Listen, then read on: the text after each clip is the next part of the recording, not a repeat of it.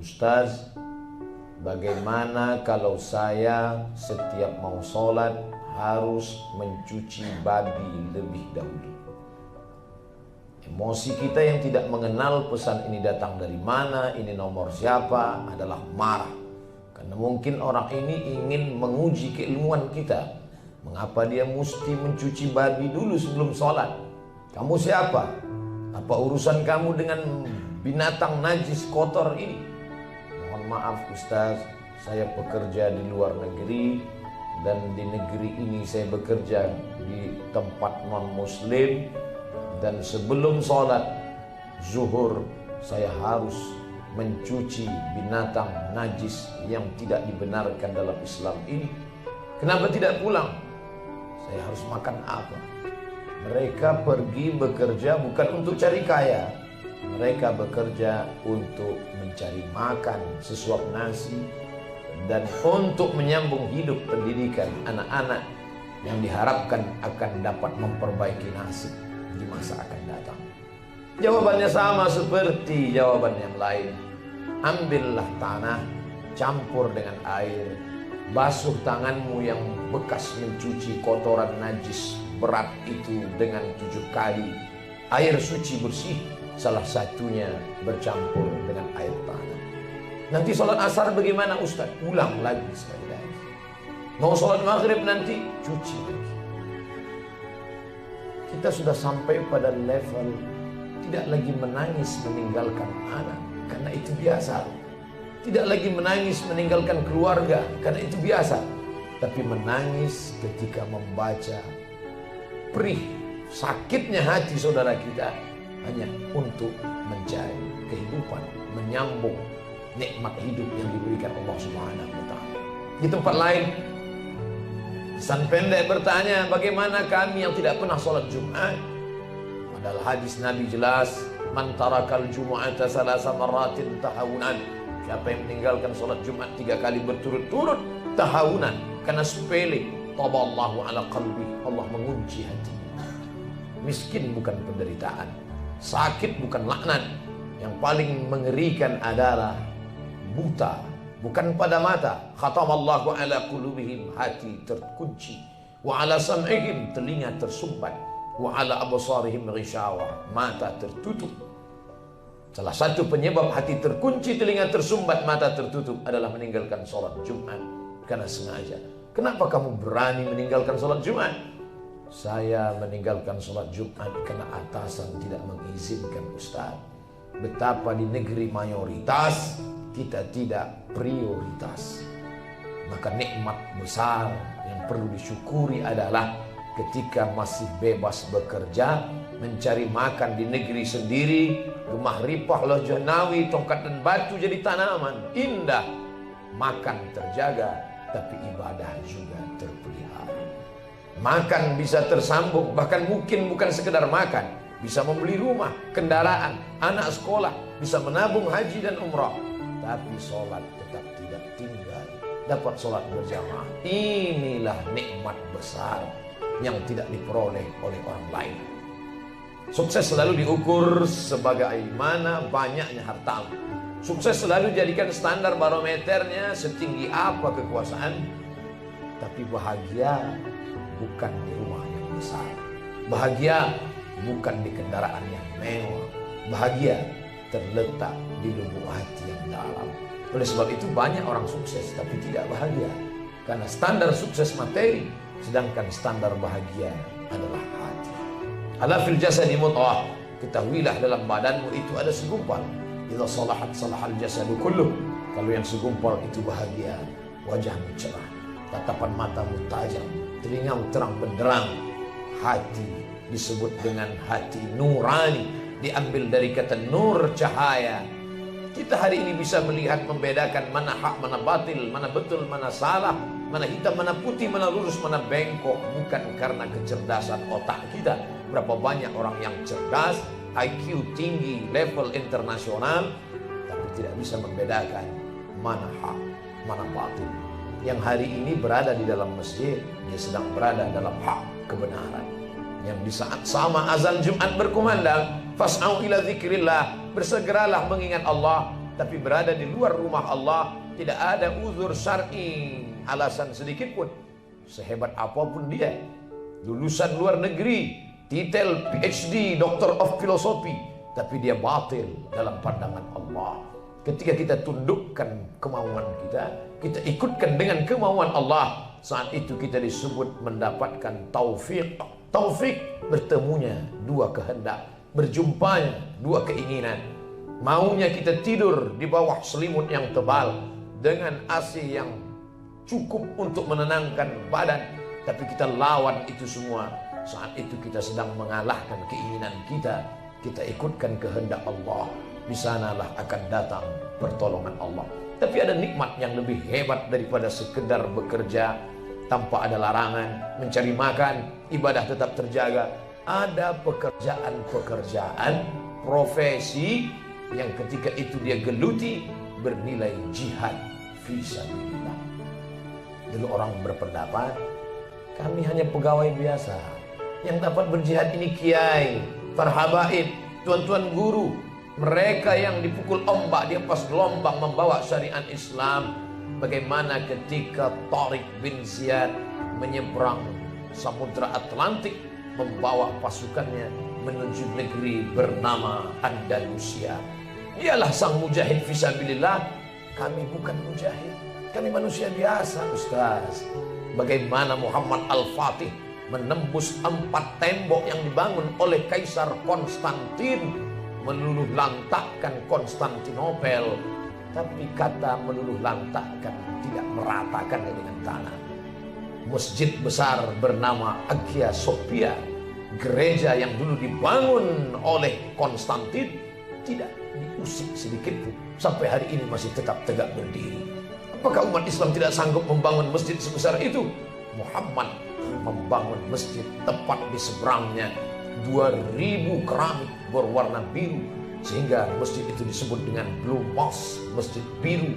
Lebih mewah, lebih megah, lebih tinggi, lebih hebat. Umat Islam ingin berkata, kami datang tidak menghancurkan, kami datang sebagai rahmatan lil alamin. Mereka yang disebut sebagai pejuang Islam, kami hanya pegawai biasa, Ustaz, kami hanya karyawan mencari makan. Tidak, karena dalam pekerjaanmu sudah menebarkan jihad fisabilillah. Tapi bukan jihad bermakna menghancurkan. Jihad bermakna melawan keegoan diri, melawan kemauan hawa nafsu, meluluh lantakkan perang syahwat, tapi dapat dimenangkan karena Allah yang menolong. Walladzina jahadu fina, mereka yang bermujahadah melawan hawa nafsunya untuk mencari jalan kami. Apa janji Allah? Lanahdiyannahum subulana, kami akan tunjukkan jalan kami. Itulah jihad. Orang tidak tahu kebenaran. Saking banyaknya orang batil berkata betul, sampai-sampai orang betul pun tidak lagi dapat membedakan mana yang batil, mana yang betul. Tapi ketika ditampakkan kebenaran itu, disiarkan bukan dari mulut ustaz, bukan dari khutbah, tapi dari acara, dari liputan, sehingga semua umat dapat melihat terang dengan nyata. Itulah jihad yang luar biasa. Bukan jihad yang biasa. Mereka tidak pernah berceramah, tidak pernah memberikan kultum, tapi dengan bakat keilmuan dalam bidang multimedia, sains, teknologi. Betapa jihad bukan lagi dengan pedang, jihad bukan lagi dengan anak panah. Tidak ada usus yang robek, tidak ada lidah yang patah, tidak ada jantung yang terburai. Tapi yang ada hanyalah memberikan pengetahuan, mencerdaskan umat. Inilah amal yang besar. Dalam satu hembusan nafas ada berita, dalam satu hembusan nafas ada zikir. Diamnya adalah fikir, geraknya adalah zikir, langkahnya adalah amal. Keluar dari rumah dengan niat bismillah tawakkaltu ala Allah, la haula wala quwata illa billah. Rezeki dapat, rahmat berlimpah, barakah turun, mencerdaskan umat. Inilah orang yang paling beruntung. Qad aflaha, mereka beruntung. Siapa itu orang yang beruntung? Al-mu'minun, mereka yang percaya bahwa di dalam tetes rezekinya ada pendidikan untuk umatnya. Siapa yang beruntung? Mereka yang percaya bahwa di dalam pekerjaannya mengandung jihad fisabilillah. Pakaiannya bukan pakaian ulama, jauh dari sorban, jauh dari aksesoris. Tapi Allah bukan melihat pakaianmu, Innallaha la yanzuru ila ajsamikum, Allah tidak melihat bentuk tubuhmu, wala ila suwarikum, Allah tidak melihat rupa wajahmu, walakin yanzuru ila qulubikum, yang dilihat Allah adalah kesucian hatimu, ketulusan imanmu, ketulusan iman dan niat baikmu, wa a'malikum, dan etos kerjamu. Langkahkan kakimu, niatkan jihad fisabilillah.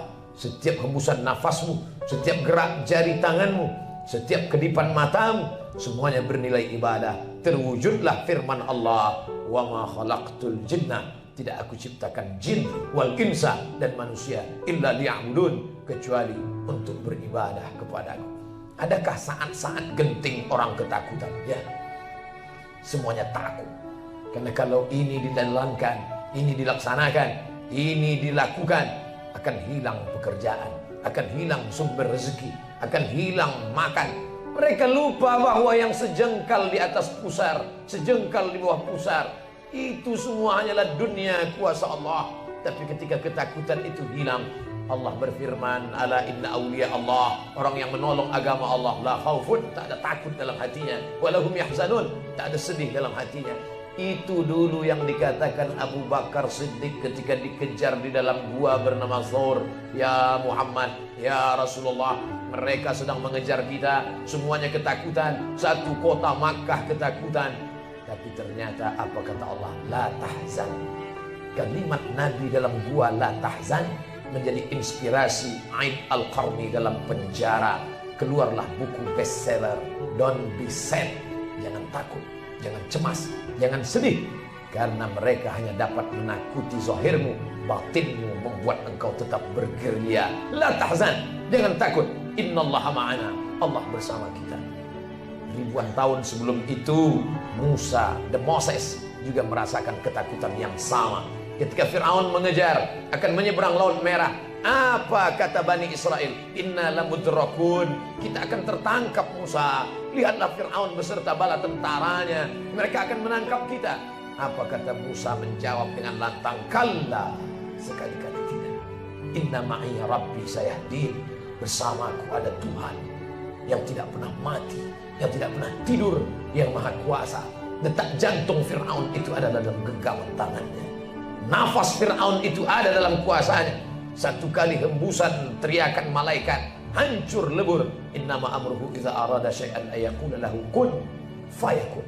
Itu yang tidak dapat dibangkitkan oleh motivator dengan segala kehebatan di convention hall bintang 5. Itu yang tidak dapat dibangkitkan oleh para petinggi penguasa, karena mereka hanya dapat membangkitkan dengan materi. Kamu berbuat ini akan dapat ini, kamu melakukan ini akan dapat bonus ini. Tapi ada sesuatu yang dijanjikan Allah, mala a'yunun ra'at, tak dapat dilihat oleh mata, wala udhunun sami'at, tak pernah didengar oleh telinga, wala khatara ala qalbi bashar, tak pernah terlintas di hati manusia. Itulah yang membangkitkan motivasi, itulah yang membuat kita terus beramal. Al-istiqamah, istiqamah kita di jalan ini, khairum min alfi karamah, lebih hebat daripada 1000 karamah. Idza ra'aitar rajul, kalau kau lihat ada orang yamshi 'alal ma', berjalan di atas air, yatiru fil hawa, terbang di atas awan, la ta'tar, jangan tertipu, karena setan iblis pun bisa melakukan itu. Tapi pandanglah pada istiqamah. Istiqamah menyuarakan kebenaran, istiqamah menampakkan yang tidak tampak oleh manusia, tapi karena jasa otakmu, karena kerja tanganmu, karena kehebatan ilmumu. Hampir 300.000 juta miliar manusia dapat menyaksikannya di seluruh dunia. Maka inilah jihad yang luar biasa. Ingat, Fir'aun mati, Musa juga meninggal. Hari berganti musim berubah, Isa diangkat oleh Allah, tidak lagi tampak di atas muka bumi. Tapi Herodes juga mati, terkapar, dimakan cacing tangan. Musim berubah, zaman berganti, manusia itu juga isinya perdebatan, pergolakan antara hak dan batil. Datang Muhammad SAW, muncul Abu Lahab, Abu Jahal. Di mana mereka sekarang? Semuanya mati, meninggal. Manusia hanyalah tokoh-tokoh yang berada di atas panggung. Ketika sinema berakhir, opera bubar, semua tokoh masuk ke dalam kotak yang sama.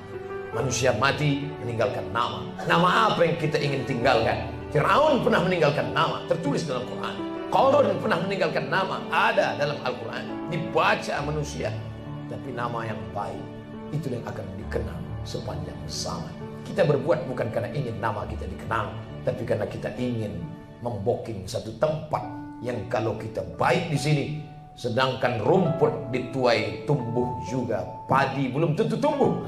Konon lagilah rumput itu yang engkau tanam, takkan mungkin padi yang tumbuh. Tanamlah padi, mungkin akan tumbuh rumput, tapi lambat laun dia akan hilang.